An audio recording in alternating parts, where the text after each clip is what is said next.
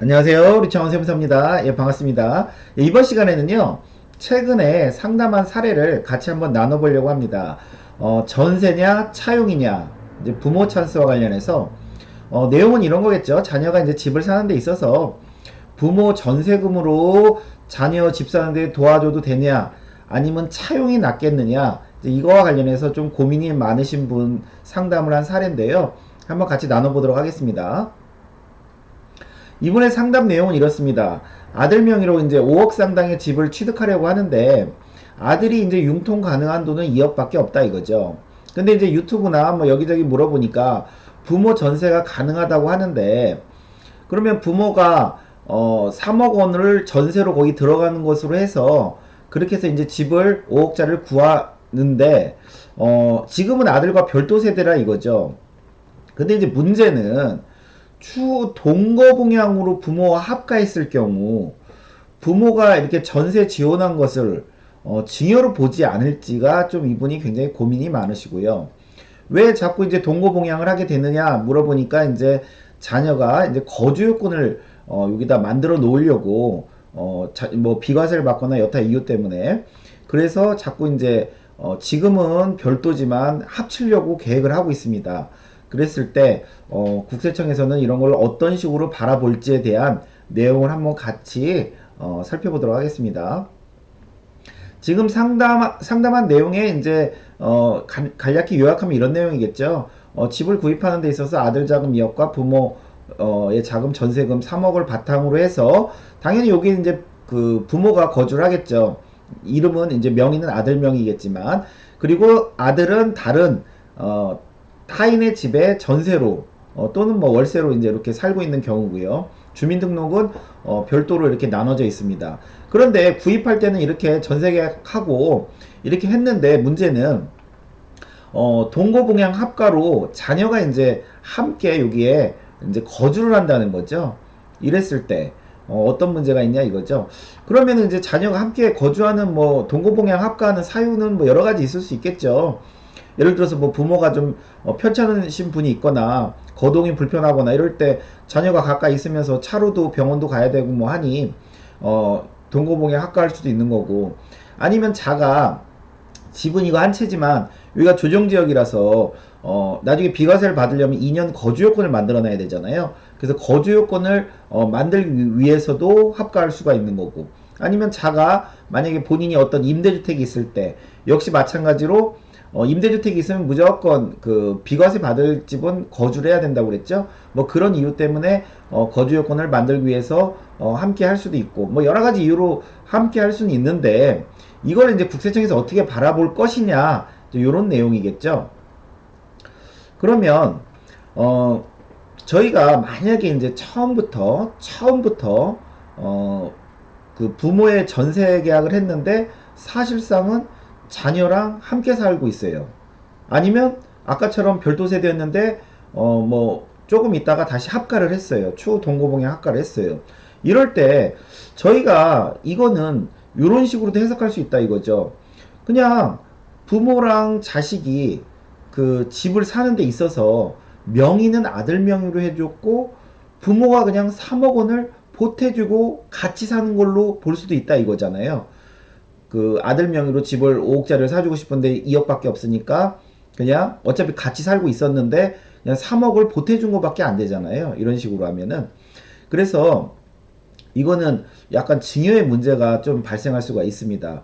그래서 여기 제가 이제 내용을 정리했지만 근데 이제 주민등록을 합쳤다고 그래서 국세청에서 뭐 쪼르륵 나와가지고 야 이거 증여 아니냐 이런 건 아니잖아요. 그렇기 때문에 함께 만약에 이렇게 살다가 진짜로 전세 계약을 했지만 뭐 불가피하게 합가를 했어요. 했는데 함께 살다가 나중에 이제 그 뭐 전세 기간이 끝났거나 이랬을 경우 추후에 부모님에게 전세금을 반환했다 이거죠.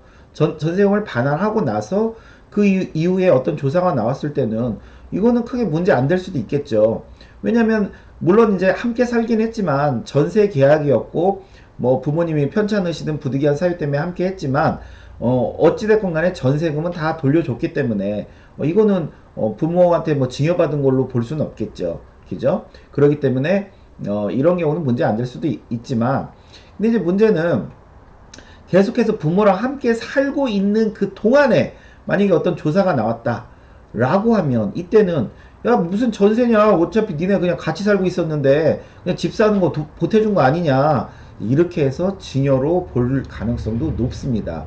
그래서 부모와 전세 계약할 때는 사실은 남처럼 자녀는 사실은 여기 함께 거주 안 하는 게 좋습니다. 그래야지만 과세관청과 어떤 시비거리가 없을 수가 있어요. 근데 같이 살고 있으면은 이건 시비거리를 좀 줄 가능성이 아주 높습니다. 그러면 아니 세무사님 그러면은 차용으로 했을 때는 또 어떤 문제가 있을까요? 이제 이런 또 말씀을 해주셔서 일단은 3억 원을 만약에 그러면 빌려주는 걸로 한다라고 하면 저희가 이제 이자를 책정해야 되는데 물론 국세청 이자는 4.6%지만 반드시 4.6%를 해야 되는 건 아닙니다. 우리가 정한 이자와 4.6%그 차액만큼이 1,000만원, 연으로 1,000만원만 안 넘으면 증여로 안 봐요. 그러면은 제가 이제 3억 원이라고 가정하고 우리가 1,000만원이 안 넘기 위한 약정 이자율을 요거를 한번 구해보면 1.27%보다 크기만 하면 됩니다. 즉 요거는 이 금액에 따라서 틀려지겠죠. 이게 뭐 4억 원이면 또 틀려지고 뭐 2억 원이면 또 틀려지고 하겠죠. 그래서 일단은 3억 원 기준으로 했을 때는 1.27%보다는 크면 일단은 연으로 1천만 원이 안 넘는다 이거죠. 그래서 가령 예를 들어서 이 3억 원을 전세로 안 하고 그냥 차용으로 했을 때 차용이자를 그냥 뭐 1.27 이런 건 너무 낮은 것 같으니까 한 2%로 하자라고 했을 때 당연히 증여세 문제는 없겠죠. 왜? 3억 원에다가 국세청 이자 4.6%와 2% 차감한 이 2.6% 곱하면은 780만 원이니까 1000만 원이 안 되죠. 예. 1000만 원이 안 됩니다. 그래서 증여 만약에 내가 5년간 차용하는 걸로 차용증을 쓰고 했다라면 그 증여로 보는 부분은 없겠죠.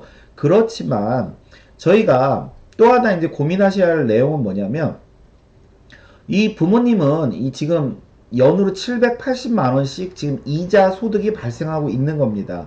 그래서 현실적으로 부모 자식 간의 요 이자에 대해서 뭐 원천 징수라든가 이런 건 안 하겠지만 뭐 조사가 나왔을 때는 이것도 생각을 하셔야 됩니다. 이 이자 소득세, 이 부모가 받는 이자 780에 대해서 저희 이제 그 이자 소득세가 27.5%입니다. 25%에 주민세 2.5%에서 이거는 최소예요, 최소. 즉 내가 다른 소득이 있거나 그래서 합쳐지면 이건 더 올라갈 수가 있어요. 42% 최고 그 높은 세율까지. 일단 최소입니다. 최소. 그래서 이분 같은 경우는 780만 원에 27.5% 곱하면 214만 5천 원은 연으로 이자 소득세를 낼 수도 있다. 나중에 조사 나와서 뭐 이런 것까지 문제 삼으면 낼 수도 있습니다. 그래서 예전에 제가 이제 이것도 말씀드렸는데 집 살 때 당연히 부모 전세를 끼고 살 수도 있어요. 자녀는 다른 데 살고 있고 부모가 이제 진짜 남처럼 그 전세 계약하고 그 전세 계약서 쓰고 그 다음에 그 부모가 주는 전세 대금에 대한 출처나 이런 이체금융이력 다 있고 별도 세대로 살고 있고 자식과 그 다음에 추후에 전세금 반드시 반환할 거고 그렇다라면 그리고 전세 금액도 어느 정도 시세에 맞춰서 이렇게 썼다라면 이건 충분히 가능은 합니다. 가능은 한데 지금 저희가 이제 문제가 되는 건 요 3번이겠죠. 별도 세대가 아닌 같이 살면서 전세 계약을 쓰면 이거는 좀 과세관청에 시비거리를 제공할 수가 있습니다. 그래서 요거는 좀 조심했으면 좋겠습니다. 예, 오늘 수업은 여기까지 하겠습니다. 감사합니다.